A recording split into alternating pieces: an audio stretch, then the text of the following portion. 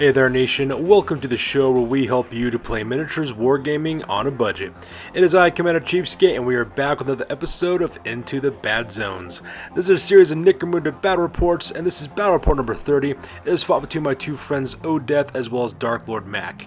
My friend Odeth is bringing the People Eaters of the Chaos Cultists, while Dark Lord Mac is bringing Section 8 of the Venators. So this is another battle report, the 5th battle report within our little mini campaign, what we like to call the Tales of the Underdogs. Pretty much the 4 lowest ranking gangs on our Sector 7 turf war are fighting it out in order to build up experience, as well as to build up wealth, as well as to also build up reputation, so that way they can be a little bit more competitive in the takeover phase of our campaign. So this is the 5th, our second to last battle for that little mini campaign, and my two friends Odeth and Dark Lord Mac are fighting in a conveyor scenario. This one's kind of cool because it's pretty much like riding a giant elevator down the different depths and different domes of Necromunda, and they have to fight on every single different level, and each level is different, and there's a whole bunch of different random effects taking place. We're just really excited to play this one, especially since my two friends will also be playing against me, since I'm the arbitrator on this campaign as well. So that being said, ladies and gentlemen, we're going to play some background music real quick. If you want to see exactly what each of the gangs is bringing for this battle report, go ahead and pause and take a look at your own leisure. So with that being said, let's get this battle report on a roll.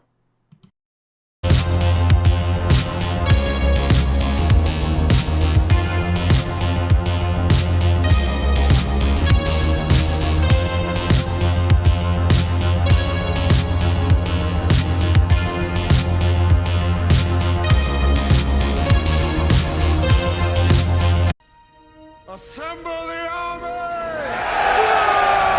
Alright, so let's talk about the scenario rules for this one. The scenario is called the Conveyor. The objective is that the defender must survive 9 rounds of combat, while the attacker must destroy the defending gang. In each end phase, you roll a d6, adding +1 to the result for each turn that the platform has remained stationary, and the platform in this case is right smack dab in the middle of the battlefield. On a score of 6 up, which is a combination of whatever round it is plus their d6 roll, the platform moves down another level.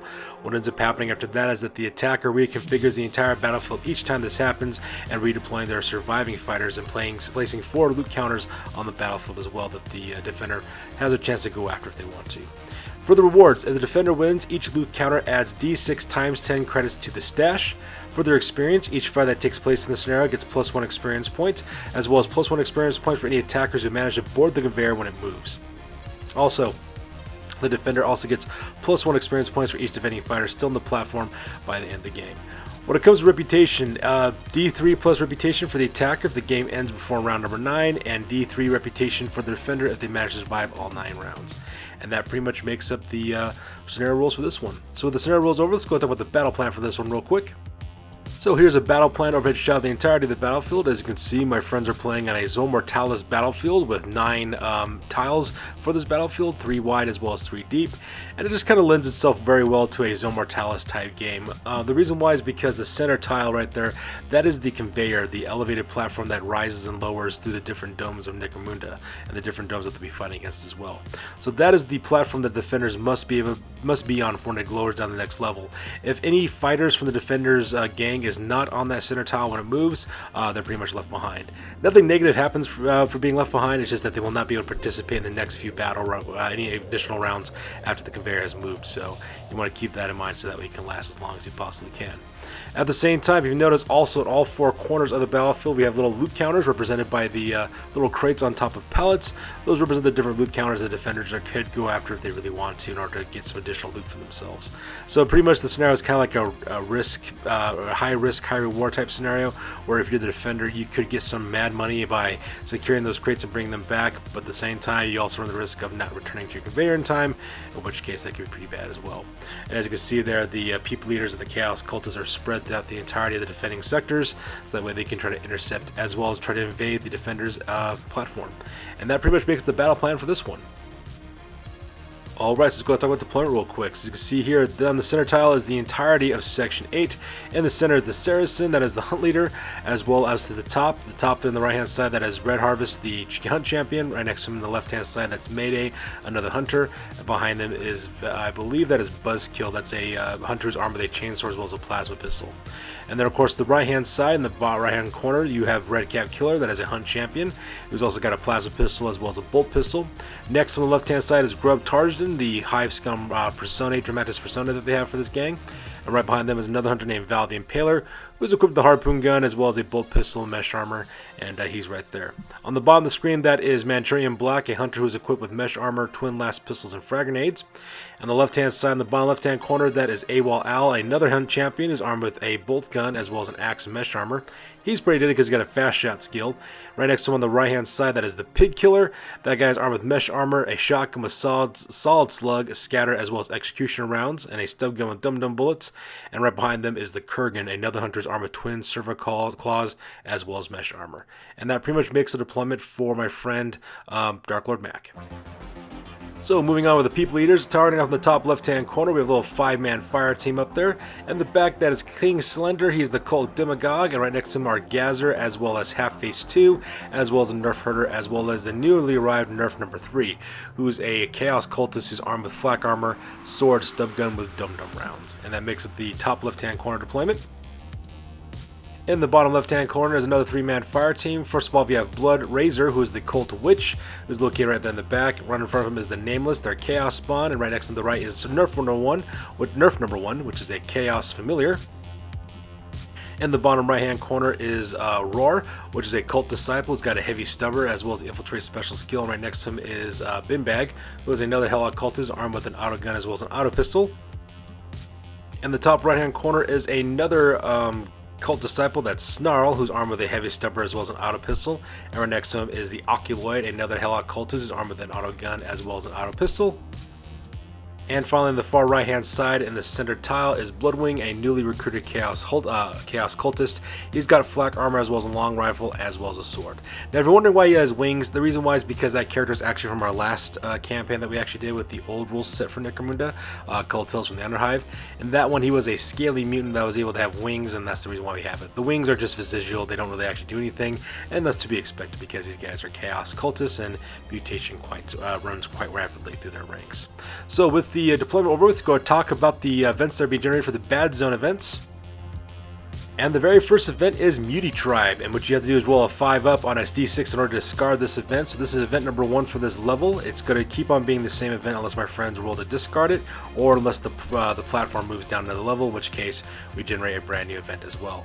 And as the arbitrator, I am making this one a little bit different. This time, instead of just having no models on the table, we actually decided to use some zombie models to actually represent the muties who are living on this floor, and they're all armed with a muty shortbow. So on the top of the battlefield, we have 4 muties right there located in the middle of that little bog, right next to Snarl as well as the Oculoid. And we have 2 more muties next to the loot counter in the top right-hand corner of the battlefield as well. So with the event table over with and deployment over with, we go directly to the top of turn number 1, and my friends Dark Lord Mac and Odeth roll off for initiative to see who goes first. Alright, so starting right off the bat, we have turn number 1 for the Venators, and my friend Dark Lord Matt activates the Saracen, his gang leader, and because it is a group activation, activating Red Cat Killer, as well as Grub, Tarjan, the Hive Scum Personae, as well as Manchurian Black. Manchurian Black actually does a double movement all the way to the far right-hand side of that little spinning air compressor thing right in the middle of the table, which is a deadly hazard. If you actually fall inside of that, you actually have to take an out-of-action result and take a serious injury as well. So he's over there on the far right-hand side, skirting the edge of that. Right next to him is another little file there of Grub Tarjan right after him, as well as Red Cap Killer. And then finally, you can see the Saracens also following his little 3-man fire group at the same time. And right off the bat, we actually get our first out of action for the battle report, with Red Cap Killer managed to take out Bloodwing, managed to put an out cold result on that newly recruited Hellot. He actually managed to get a flesh wound as well as a serious injury, and then the second shot with the plasma pistol is the one that finished him off and put him directly out of action. So things are not looking very good for my friend Odeth right off the bat. So, wanting some revenge, my friend Odeth then activates Roar, who also group activates Binbag. Roar does a double move to the far right-hand side, taking some cover right next to that loot counter, so that way he can't be shot at. However, Binbag only moves his normal movement allowance of 5 inches, pops around the corner, opens fire with his auto gun, managing to hit Manchurian Black twice. Now, both of those shots actually didn't wound him at all, they just managed to hit him, and so because of that, he does become pinned. However, because he's next to that vent cycle, that vent fan right there, he has to take an initiative test. As you can see in this photo, but he failed that initiative test, and he fell directly into the spinning blades of that vent, and he suffers an enfeebling, lasting injury, -1 to his toughness for the rest of the campaign. And so it's at this point that my friends Dark Lord Mac kind of look at me and they like, really, the environment effects also kill you? I said, yeah, basically all the different environmental effects could also hurt you as well. And so then my friend O'Death was kind of worried about that green sludge they're walking through, but I told him that actually had nothing to do with it, so they had to worry about that environmental effect at all. But at the same time though, those spinning blades of that fan though, that thing is super deadly, and you'll see why as we continue on with this battle report. So, not wanting to be swarmed by muties, my friend Dark Lord Mac then decides to activate Redcap Killer as well as Mayday. Both those characters open fire into the little mass of muties that are right in front of them. I believe Redcap Killer manages to put one put a serious injury on one of them, as well as put a flesh wound on the other one, I believe. And Mayday was unable to cause any wounds with her shots as well. I think she only managed to pin one of the muties, and that's really about it for that side. So we jump over to the far right-hand corner of the battlefield once again, and even though Snarl here was actually, Roar, because Roar was actually safe from being shot at by Redcap Killer as well as Grub Tarzan, he was not, however, not safe from Val the Impaler. Val the Impaler actually a wonderful line of sight shot directly from his platform leading directly into Snarl. So because that, he opens fires with his harpoon and actually manages to put a wound on that guy as well, and he also drags him forward 3 inches towards that spinning conveyor blade. You see what I'm saying now? So because of that, he now has to worry about that, because now my friend Odette has to worry about his champion being dragged directly into the blades and being chopped into pieces by that thing. So now my friends are realizing that the environmental effects are pretty dangerous in this battle report. Meanwhile, on the far right-hand side, my friend Odette decides to activate Blood Razor, which is his Cult Witch, as well as the Nameless, as well as Nerf number 1. Blood Razor, as well as Nerf number 1, actually do a double movement outside their little containment area, heading to the far left-hand side of the battlefield. And the Nameless one, of course, is slowly trudging along. He only gets random movement D6 inches. I think he rolled like a 5, I think, so he doesn't get very far with his double action. So that part's kind of tragic. So my buddy Dark Lord Mac goes next, activating AWOL Al as well as the Pig Killer. They move by normal movement allowance and then open fire directly onto the Chaos Cultists, defending that loot counter on the top left-hand side. What ended up happening is that AWOL Al actually opened fire directly onto Half Face 2 is what he ended up doing, and not only did he manage to put a serious injury on that guy, he also managed to take him out of action, putting a critical injury on him as well. So because of that, he will have to do a medical escort mission at the end of the battle report to see if that guy lives or not. And at the same time, the Pig Killer, I believe he managed to put a serious injury onto Nerf number 3 as well. And so because those guys were within that little fire team, everybody within 3 inches of those 2 guys actually had to take a panic check. And unfortunately for Odeth, Nerf number 3 as well as Half-Face were much more popular than he originally thought, because 3 of his members of his gangs end up panicking and breaking and running, especially his leaders. So first off, you have King Slender, he ran, and I believe that's just because the King basically ran. The rest of the guys realized that if our leader's leaving, we better leave too. So Herder as well as Gazer, they also run away as well, and those guys run back a couple of inches. I believe King Slender ran back like 11 inches, followed by 8 inches and 7 inches respectively for the rest of the gangers, and they're running for the hills because the most popular member of their gang just got killed.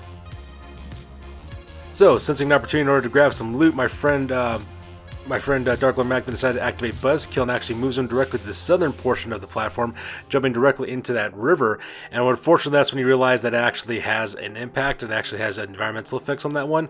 What I did for that one for the Arbitrator, that if you jumped inside that fast-flowing sludge, you had to pass a strength test, and if you didn't pass that strength test, you got swept away by the current and by the undertow, and basically got disappeared beneath the sewage that was kind of flowing through there. So because that Buzzkill failed his strength test, and he actually goes out of action, earning out cold results. So he will survive unscathed, but at the same time though, his role in this battle report is pretty much over. Meanwhile, on the top of the battlefield, Snarl as well as Oculate open up on the other 2 remaining muties, managed to put one of those guys out of action. I believe it was Snarl who managed to do that, and the Oculate actually caused a serious injury for the other one as well. And I think he also put a flesh wound on another one as well, so because of that, that guy managed to roll another flesh wound. He automatically goes out of action as well. The rest of the turn is actually dedicated for the rest of the muties, and as you can see in this photo, the muties actually open up. They move up their 5 inches normal movement allowance, and they open up with their short bows directly into Tarj and to Grub Tarzan as well. Also managed to put a serious injury on that guy, so because that he goes face down, he's bleeding out. Luckily for him though, he did pass his initiative test and didn't have to worry about falling into the pit, that spinning blades, so he's okay for now. So with the end of that, we get into turn number 1, we go directly to the end phase. So, during the end phase for the recovery rolls, Grub Tarzan actually gets back on his feet again, only suffering a single flesh wound, so he's still a pretty deadly threat because he can still fight and cause all kinds of chaos. In the top left-hand corner of the battlefield, however, nerf number 3 actually goes out of action, earning the lessons learned injury, so he does go in recovery, but he also earns 2 points of reputation as well. I guess a lesson learned here is not getting shot in the face with a bolt gun, I guess, but anyways, that's what ended up happening for nerf number 3 in the top left-hand corner. Meanwhile, on the far left-hand side, King Slender does manage to get his cool back, so because of that, he manages to recover and get back into the fight, and because he's within close range of Nerf Herder as well as Gazer, those guys automatically pass their little panic check as well. The only silver lining is that all 3 of those guys actually managed to get experience points from managing to put themselves back into the fight again. And then finally, my friend Dark Lord Mac then rolls to see if the conveyor moves. It does not for this turn, so it stays exactly where it is, and the conveyor counter actually rolls up to 2, so the next time that he rolls a d6 will add to the result, and of course on a 6 or more, the conveyor will drop down to the next level. So that being said, that leads us to the end of turn number 1. So here's an overhead shot of the end of turn number 1. As you can see, the members of the Venators of the Section 8 are slowly branching off to both the left as well as the right hand side in order to secure loot counters for themselves. At the same time, the assault on the left hand side of the people eaters is slowly collapsing, and same thing with the assault on the right hand side as well. So things are not looking very good for Odeth. All of his forces are being beaten one at a time, and things are not looking very good for him at this point. So at the end of turn number 1, we go directly to the top of turn number 2, and both of my friends roll off initiative to see who goes first. Alright, so that takes directly to the top of turn number 2 for the Venators, and once again my friend Dark Lord Matt goes first. He activates the Saracen and does a group activation with both Red Cap Killer as well as Grub Tarjan. Grub Tarjan as well as Red Cap Killer charge directly into the muties that are guarding that loot counter there on the top of the page. They managed to put those guys out of action, no problem whatsoever, so things are looking pretty good for my friend Dark Lord Matt in that case. He then activates the Saracen, who actually spends a double movement, traveling 8 inches across the battlefield, heading towards that loot counter on the very top of the screen there. And that pretty much makes up the activations and actions on this first or starting round of turn number 2.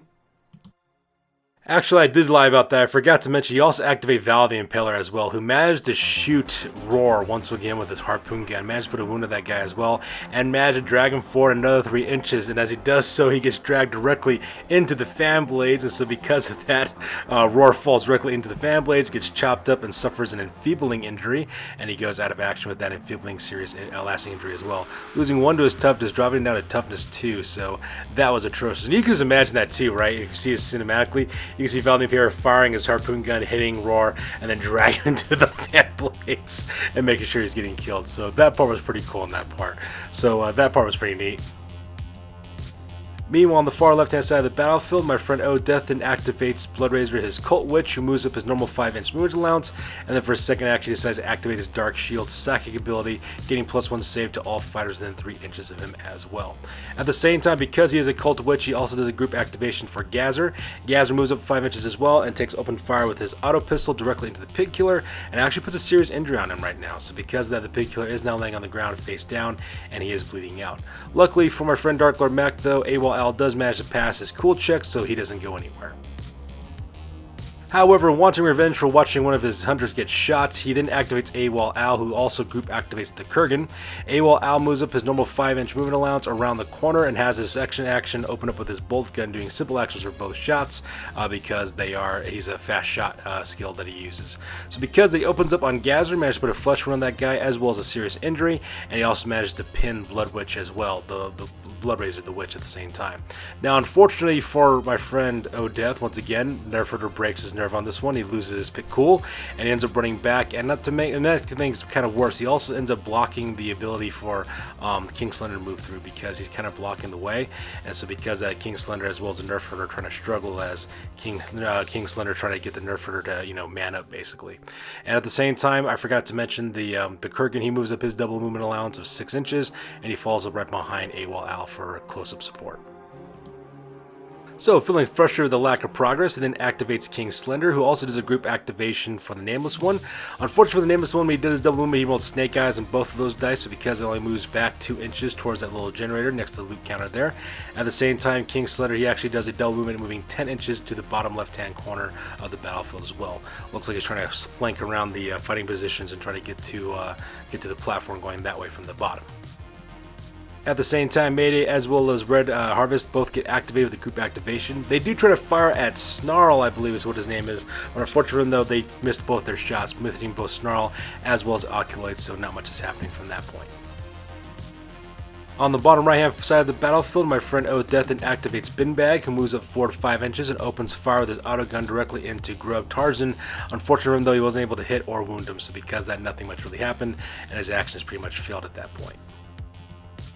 And then finally, my friend Death then activates Snarl, who does a group activation with the Oculoid. They both move their normal moon allowance over the far right to the left-hand side 5 inches. Snarl decides to open up with his auto pistol this time, taking shots directly into Red Harvest. He managed to cause a wound on that guy as well as to pin him. At the same time, the Oculoid opened up with his auto gun directly into Mayday. Managed to put a serious injury on her as well, so because of that, she's laying on the ground bleeding out as well, and we'll need to roll in the end phase to see exactly what happens to her. So with the last of the action, that pretty much ends up turn number 2, so we go directly to the end phase. During the end phase, Gazzer managed to get back on his feet again with a flesh wound, so because of that, he is now carrying 2 flesh wounds. He's only toughness 1 now. If he suffers 1 more flesh wound, he will go out of action with a lasting injury. At the same time, the Nerf Runner managed to get his cool again, so because he turns 180 and managed to get himself an experience point because he managed to get himself back into the fight again. At the same time, the pig kill on the far right hand side, he actually rolled 2 injury dice for that one because Dark Lord Mac had 2 fighters are next to him, which was the Kurgan as well as AWOL Al. They get into assistance to him to see if he patches him up. So he rolls 3 injury dice and rolls another flesh wound. So because of that, the pig killer does get back on his feet again with a single flesh wound on his profile. Also during the recovery phase, Mayday gets back on her feet again with another flesh wound on her, so she's still doing pretty good. And Red Harvest, however, he's still pinned right now, and he's still carrying a wound on this person as well. And once again, Dark Lord Mac takes a test to see if the conveyor moves and drops down the next level, but the platform stays exactly where it is, and the counter once again increases to 3 now. So as you can see here, Dark Lord Mac has to make some pretty rough decisions. Either he starts bringing his forces back to the platform, or risks being left behind and having those guys not participate in the rest of the battle report. So with the end of turn number 2 over with, we go directly to the end of the turn. And here's an overhead shot of the entirety of the battlefield at the end of turn number 2. As you can see, Dark Lord Mac's forces are kind of spread out throughout the entirety of the battlefield, so he's got a really hard decision to make. Does he continue onward and try to grab those loot counters, or does he make it back to the platform as quick as he can before that thing decides to descend to the next level as well? At the same time, Odeth's forces are being scattered to the winds, and he's not really having any strong fronts anymore in order to engage, and pretty much he's just kind of going at it with singular combat for each of his fighters. So things are not looking very good for the Chaos Cultists of the People Eater either. So that being said, we go directly to the top of turn number 3, and both Odeth as well as Dark Lord Mac roll off to see who has initiative. Alright, so that takes directly to the top of turn number 3 for the Venators this time, and my friend Dark Lord Mac activates the Saracen using his Overseer ability off on, off Grub Tarzan. So Grub Tarzan, he actually spends a normal movement allowance in order to move up to the crate on the top right hand corner, and spends his second action in order to get that crate onto his person. And since he has the Overseer ability put on him, he gets another set of activations all over again, in which case he does a double movement all the way back to the platform, bringing that loot counter with him as well as d6 times 10 creds.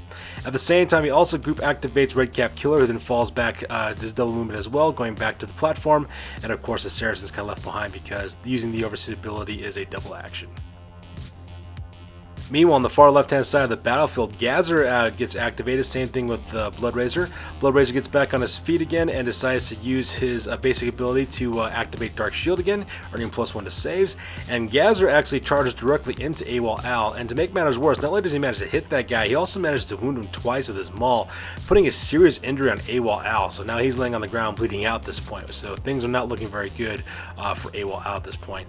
However, the only silver lining of this, of course, is that both the Kurgan as well as the Pig Killer are there as well, so they can help AWOL Al recover, and they can also counterattack against Gazzer as well. Now, this photo is taken after several activations. I do apologize for that part. What ended up happening is that Dark Lord Mac activated Red Harvest as well as Mayday.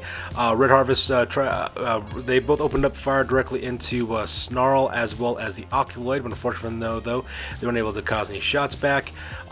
Snarl as well as the Oculoid did return fire. Mayday managed to survive, but once again, Red Harvest managed to get hit again and also get pinned at the same time. Directly after that took place, you can see here that King Slender as well as Nameless One, they actually get activated for a group activation. They spend both double movements landing directly in the southern part of the platform as well. So now these guys are on board the platform. So this thing drops, they'll be traveling with the other members of Section 8 as well, and they'll also net themselves bonus experience points too. Meanwhile, on the top of the battlefield, the Kid Killer moves up 5 inches so that way he gets a good line of shot directly into the Oculoid, and he actually opens up with a solid slug shot directly into the Oculoid, managed to put a pinning on that guy, but not managed to wound him at all, so not much is happening over here on the top of the battlefield.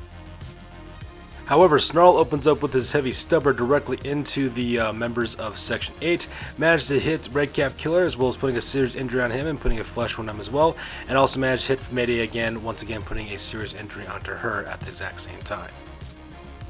And the left side of the battlefield, the Nerf Herder manages to move up a normal 5-inch movement allowance and opens fire with his auto gun directly into the back of the Pig Killer. Not only does he manage to put a serious injury on that guy as well, so because that drops down the Pig Killer, and the Pig Killer is now laying on the ground pretty much bleeding out for the rest of the turn. And once again, the Kurgan actually engages close combat because he's activated next. He goes directly into Gazer, managed to put a serious injury onto Gazer, so because that he is laying on the ground bleeding out, and things are not looking very good for that character either, because in the next turn, either he'll be finished off with the Cruder Gra, in which case he goes out of action and gets a lasting injury that way, or he rolls a flesh wound and exactly the same thing ends up happening for him as well. So things are not looking very good for the Gazer at this point. And for the final activation of the turn, my friend O'Death then activates Binbag, who spends a double movement hitting towards the Saracen as quickly as he possibly can, so that way he engage that gang leader into close combat. So with the action phase over with, we go directly to the end phase. And in the end phase for the recovery roll for Gazer, he actually fails that one, goes out of action, suffers a head injury, so he loses 1 to his will, as well as to his intelligence scores on his profile, so that part's kind of tragic. However, on the top of the battlefield though, the Pig Killer does manage to get a flesh wound off, manage to get back on his feet again, has -2 to his toughness. So he is extremely easy to wound now, but at the same time though, he will be able to stick it and also fight the Oculoid as well as Snarl if he so chooses. However, on the bottom of the screen though, in the center of the battlefield, Redcap Killer does roll a serious injury, rolling a grievous injury on that one, so because of that he goes directly out of action, and he goes directly into recovery as well. Mayday does get back on her feet again with another flesh wound, so because of that she is now -2 to her toughness, and that pretty much makes it the actions over here in the center of the platform. However, with that being said though, we do roll a 6-sided dice to see if the Conveyor moves. My friend Dark Lord Mac rolled a 4 this time, bringing the score up to 7, so because of that the Conveyor does drop down a floor. So the only members of Section 8 who are on the platform currently are Mayday, Red Harvest, Val the Impaler, as well as Grub Tarjan. The rest of them are not on the Conveyor, they're on the outside of it, so because of that those guys get left behind. And only 4 members of Section 8 are left to carry on the battle report. Now when this occurs, of course, nothing really bad ends up happening. What ends up happening is that the defenders, their fighters just basically kind of give up and make their way back up to the surface, whereas the rest of the O'Death's gang, the people leaders, they actually go down levels to chase the Conveyor down to lower levels of the dome as well. At the same time, King Slender as well as the Nameless One are still on the Conveyor with them, so because that they will travel with these fighters, earning +1 points of reputation for doing so, and the rest of the people leaders actually descend down to the next level following this group through. So that takes directly to the end of turn number 3, and as you can see, the entirety of the battlefield has now been changed. All the other 8 tiles on the battlefield have been repositioned, and new tiles have been brought forth. At the same time, 4 brand new loot counters have also been brought up to the 4 corners of the battlefield as well. We have loot counters in the top left, as well as top right hand corners, as well as the bottom left and the bottom right hand corners too. And as you can see, the rest of the people leaders are also scattered near those loot counters, because it represent the fact that these guys have followed the rest of the guys down to the next level as well to chase down the rest of Section 8. And because we're also on a brand new level, we have a brand new zone effect. This time the event number 2 is Static Storm, which means that all energy weapons used on this battle report are now unstable, which is not so much a big deal because no one's actually carrying energy weapons on either side on this one. The reason why is because those who were carrying energy weapons, they got left behind. At the same time, if anybody charges into another person, everybody who gets charged suffers a Strength 1, Damage 1 hit to represent this fact that static electricity is building up in the area. So with that being said, we go directly to the top of turn number 4, and both O'Death as well as Dark Lord Mac roll off for initiative to see who goes first. So we go directly to the top of turn number 4, and the Chaos Cultists get to go first. Group activation takes place with King Slender activating the Nameless One. King Slender charged directly into Mayday, and by it's all said and done, managed to put a spinal injury on her after he took her out of action in close combat, so that part was pretty brutal as well. He does do a 3-inch follow through and falls up directly to engage Red Harvest. At the same time, the Nameless One does manage to put a flesh wound onto Grub Tarjan as well, so because that he is now only toughness 1. Pretty lackluster considering that Chaos Spawn's fighting against a higher thug, but you know, it's a break I guess at this point. As you can see there at the top of the screen, King Slender is currently engaged with Red Harvest as well.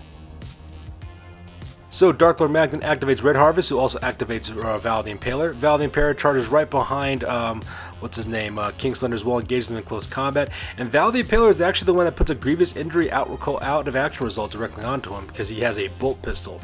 What ends up happening was, if I imagine what occurred or what happened, was that as Red Harvest as well as Kingslinger were fighting it out, Val the Impaler calmly walked up right behind Kingslinger, put his bolt gun right at the back of his head, and bang, that's all she freaking wrote, putting a grievous injury directly onto that fighter. And of course, both Red Harvest as well as Val the Impaler do a 2-inch follow through and surround the Nameless One with Grub Tarjan as well. Alright, so the rest of the turn is dedicated to group activations. Blood Razor as well as Nerf number 1 and the Nerf Herder spend double movements, making their way directly to the conveyor in the center of the battlefield. And exactly the same thing takes place on the top of the screen with Snarl, the Oculoid, as well as Binbag, spending the rest of their action phase doing double movements heading towards the northern side of the conveyor belt as well. So with both the action phase over with, we go directly to the end phase.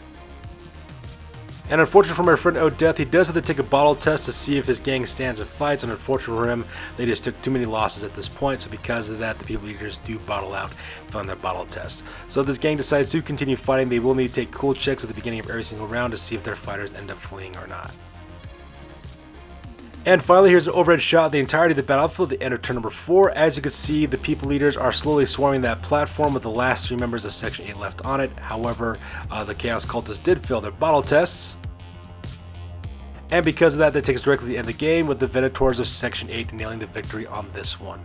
So that's going to do it for this one, you guys. We're going to go directly to the post game now and talk about exactly what happened to each of the gangs because this battle report is now officially over. That's it, man. It's game over, man. It's game over. Alright, so let's go on and talk about what happened to the People Eaters. For the injury, they actually suffered quite a few injuries. Kingslinger suffered a grievous injury, while Roar suffered an enfeebling injury, minusing 1 to his toughness. Gazzer suffered an injury, getting -1 to his intelligence as well as will. Half-face number 2 actually got a critical injury, but they decided not to actually spend any credits on him, and when they rolled to see exactly what happened to him, he actually made a full recovery. So because the half-face number 2 is perfectly fine. At the same time, Nerf number 3, he actually suffered lessons learned recovery, so because that gets +2 to his experience points, and Bloodwing, of course, suffered an out cold result. For their advancements, Kingslinger actually leveled up, earning the Iron Will skill, and Blood Razor, he was randomly chosen for the Dark Ritual, and he actually earned 5 experience points, learning the Scouring Psychic ability as well. And at the same time, this group has also learned the Slanesh's Flavor ability, which allows them that once per round they can activate 2 different fighters in a group activation at the same time. The Oculoid also leveled up as well, earning +1 to his movement, and Bimbag also leveled up, earning +1 to his cool.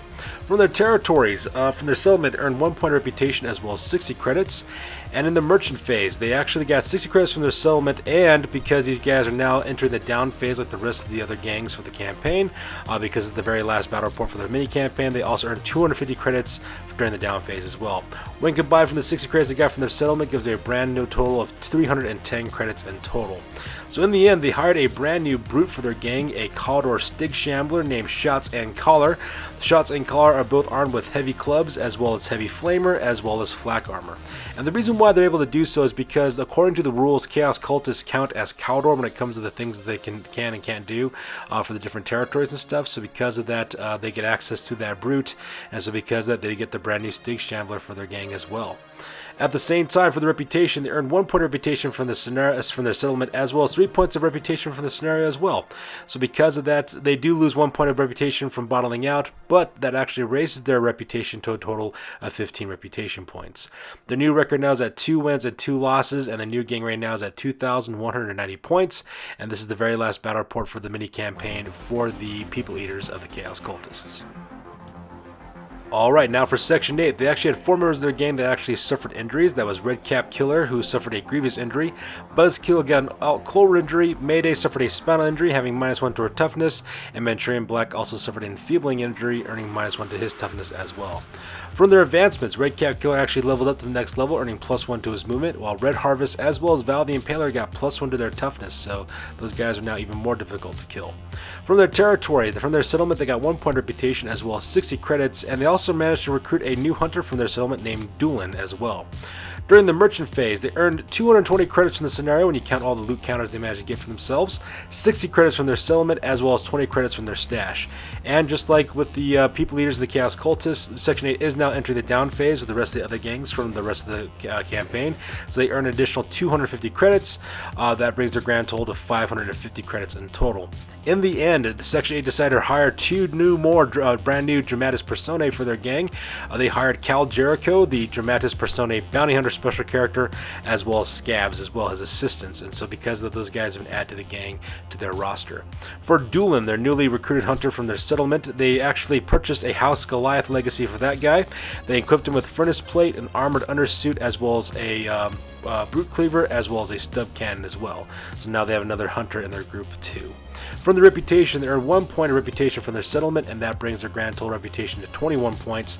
Their new record now is at 4 wins as well as 4 losses, and the new gang rating is at 2,575 points.